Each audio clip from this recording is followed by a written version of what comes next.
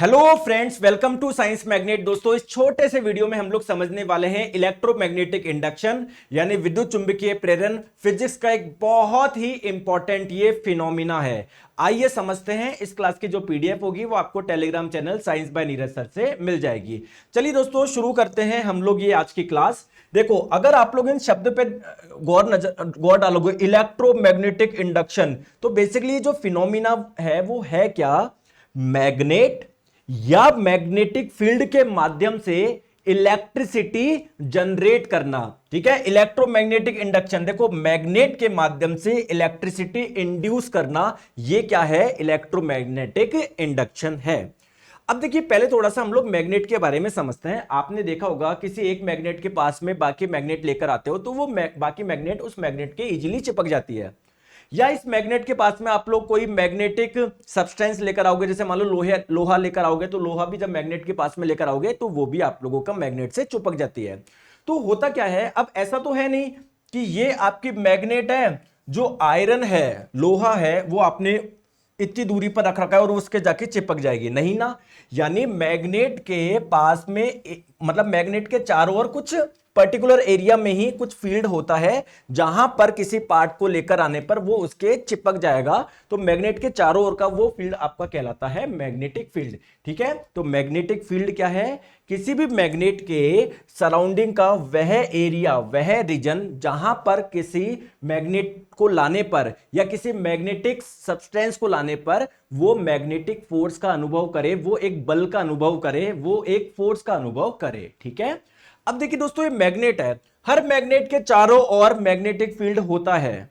जैसे जैसे आप लोग दूर जाओगे मैग्नेटिक फील्ड का मान कम होगा। तो किसी मैग्नेट के चारों ओर मैग्नेटिक फील्ड है, इसको दर्शाने के लिए हम लोग कुछ लाइंस का यूज करते हैं, जिसे बोलते हैं मैग्नेटिक फील्ड लाइन। जैसे आप लोग यहां पर देख पा रहे हो।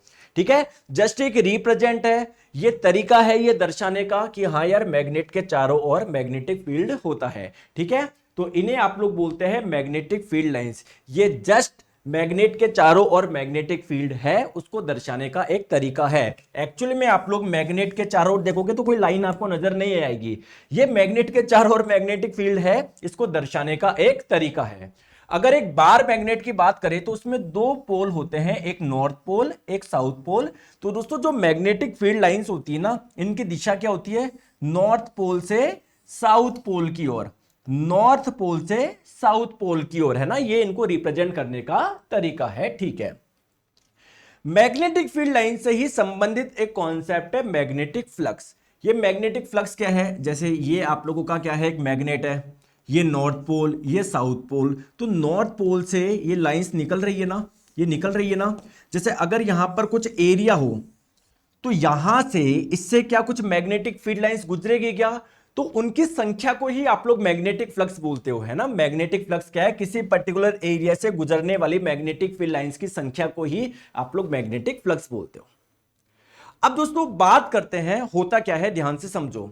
जैसे मान लो ये एक मैग्नेट है, इसका एक पोल हो गया नॉर्थ पोल, एक हो गया साउथ पोल, इससे कुछ मैग्नेटिक फील्ड लाइंस निकल रही है। अब मैंने क्या रखा, इसको थोड़ा सा और सिंपल डायग्राम बनाता हूं। जैसे मैंने एक क्या रखा, एक सर्कुलर कॉइल रखी, एक वृत्ताकार कुंडली रखी। कॉइल किसको बोल रहे हो? कुछ भी नहीं, वायर का एक मान लो गोला है, बस ऐसे समझ लो। ठीक है, अब यहां पर क्या है, ये मैग्नेट है, ये मैग्नेट का नॉर्थ पोल, ये है साउथ पोल। ये नॉर्थ पोल से क्या निकल रही है? मैग्नेटिक फील्ड लाइंस निकल रही है। ठीक है, जब ये मैग्नेट इस कॉइल से दूर थी तो इससे मैग्नेटिक फील्ड लाइंस जो गुजर रही है, या मैं बोलूं मैग्नेटिक फ्लक्स जो गुजर रहा है, बहुत कम गुजर रहा है। लेकिन जब आप लोग मैग्नेट को पास में लेकर आओगे तो इससे गुजरने वाला जो फ्लक्स होगा वो ज्यादा होगा, होगा या नहीं?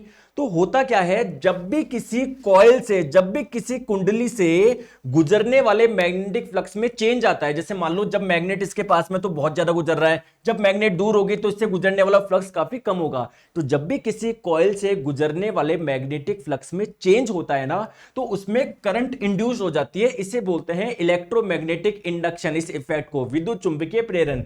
जैसे कि आप लोग यहां पर देख रहे हो, इससे जो फ्लक्स गुजर रहा है ना, वो चेंज हो रहा है। जैसे जब मैग्नेट दूर जा रही है तब कम हो रहा है, जब मैग्नेट पास में आ रही है तो इससे गुजरने वाला मैग्नेटिक फ्लक्स ज्यादा है। तो जब भी किसी कॉइल से गुजरने वाले मैग्नेटिक फ्लक्स में चेंज होगा तो उसमें करंट इंड्यूस हो जाती है। इस फिनोमिना को बोलते हैं इलेक्ट्रोमैग्नेटिक इंडक्शन।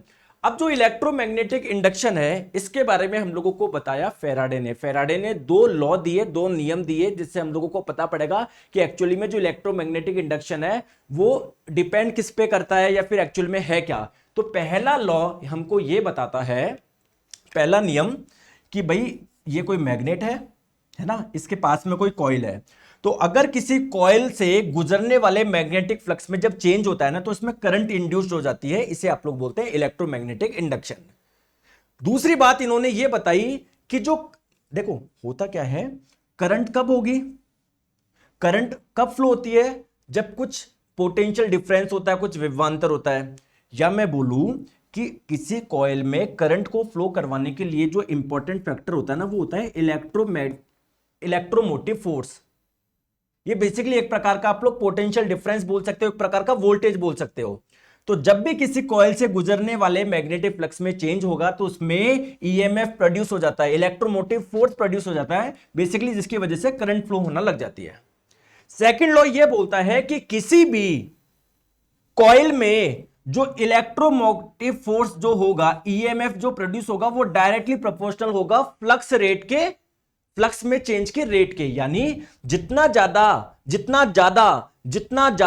फ्लक्स में चेंज हो रहा है उतना ज्यादा ईएमएफ प्रोड्यूस होगा। तो ईएमएफ जो होगा ना वो डायरेक्टली प्रोपोर्शनल होता है d phi by d t के।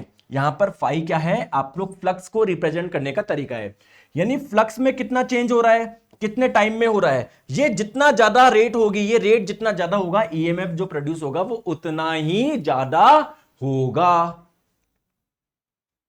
आई बात समझ में? तो ये छोटा सा लॉ है जिसे आप लोग बोलते हैं, ये छोटा सा फिनोमिना है जो है इलेक्ट्रोमैग्नेटिक इंडक्शन, विद्युत चुंबकीय प्रेरण। आई होप आपको दोस्तों ये समझ में आया होगा। बात करते हैं दोस्तों हमारे पेड कोर्स की। तो यहां पर फिजिक्स शुरू हो चुका है, आप लोग देख सकते हो किस प्रकार से फ्लो चार्ट और डायग्राम से आप लोगों को पढ़ाया जाता है, चाहे वो फिजिक्स हो, चाहे वो आप लोगों की केमिस्ट्री हो, चाहे वो आप लोगों की बायोलॉजी हो। तो वन स्टॉप सॉल्यूशन है जनरल साइंस का फाउंडेशन बैच, एक बार पढ़ना है, वापस पढ़ने की जरूरत नहीं है। आप लोग जाके देखोगे, आप लोगों को डेमो भी अवेलेबल है, जाके आप लोग देख लो, ठीक है। एनसीईआरटी का हर एक कॉन्सेप्ट कवर है, डेली लाइव क्लास है, क्लास का समय दोपहर 1 बजे। पीडीएफ आपको कलर्ड पीडीएफ भी मिलेगी, हैंड रिटन नोट्स वाली पीडीएफ भी मिलेगी। ज्वाइन कैसे करना है, प्ले स्टोर पर जाइए, साइंस मैग्नेट ऐप इंस्टॉल करिए, कोर्स में आपको मिल जाएगा general science foundation batch 2024 live. इस पर जब आप लोग क्लिक करेंगे तो यहां पर ज्वाइन का ऑप्शन आएगा, मोबाइल नंबर डाल लीजिएगा, आपके पास में लिंक आ जाएगा। जब आप लोग पेमेंट कर देंगे, परचेज कर लोगे तो आपका कोर्स चल जाएगा। कोई दिक्कत आ रही है इस नंबर पर संपर्क कर सकते हो। Thank you so much. I hope ये छोटा सा वीडियो आप लोगों को पसंद आया होगा। Thank you so much.